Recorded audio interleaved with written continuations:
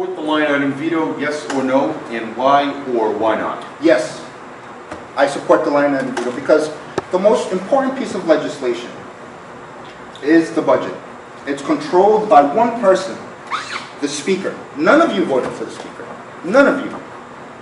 Being able to decide the policy and the allocation of funds is something that should not be reserved to one person alone, especially one person that's not elected by the people at large. So yes, we need to give the line item veto to the governor, because the governor is elected by the people at large.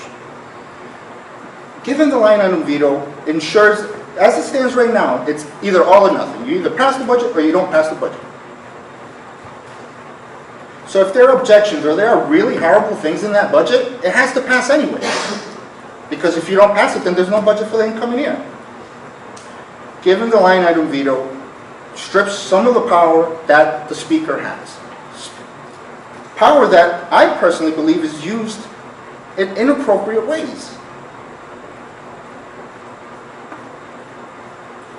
We need to make sure that our democracy works. We need good government reforms, and that's one of them.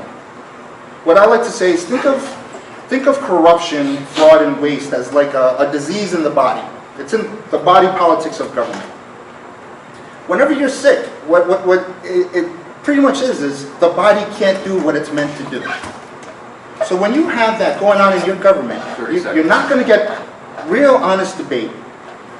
And sometimes from real honest debate comes better legislation. But right now, there is a supermajority up at the State House. Everyone bends down, kneels, and kisses the ring. And I don't think that should be it, because you elect us to be your representatives. 10 seconds. We should not give up that power and give it to one person. Carlos, your turn. Okay. So being up to the last 4 years has definitely been an education. And I've never had to kneel or bend down and kiss a ring.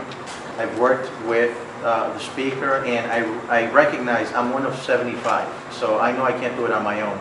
If you want to be an island in a body of 75, they treat you like an island, and you don't get anything done. So I know that in order to be able to accomplish the things that the few things that I've done, I know that I had to earn the trust and the respect of my colleagues, because ultimately they decide. And you're right, we don't vote for the Speaker here. We vote for them within the body.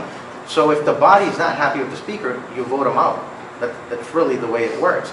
Now, I do support the line item veto, but it's a lot more complex than just saying I approve or don't approve.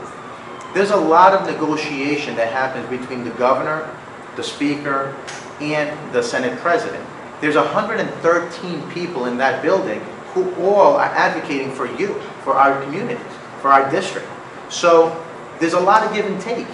And I wish legislation, and it's as simple as you make it, because it really isn't. It's not as easy as putting it in and then saying everyone is going to say, yes, that's great. No, it's not that easy. There's a lot of work that goes into it. There's a lot of bargaining. There's a lot of conversation. There's a lot of things. Why should I worry about someone in Burrillville? Why? But if they need something from me, well, if I need something from them, I have to understand what's important to them and see how we can come to a compromise to make sure that I have their support in order to deliver for you. So I do believe in the line item veto. It's a lot more complex than just conversation, because the line item veto is the last resort after negotiations break down. And so it would have to have more conversation. Okay.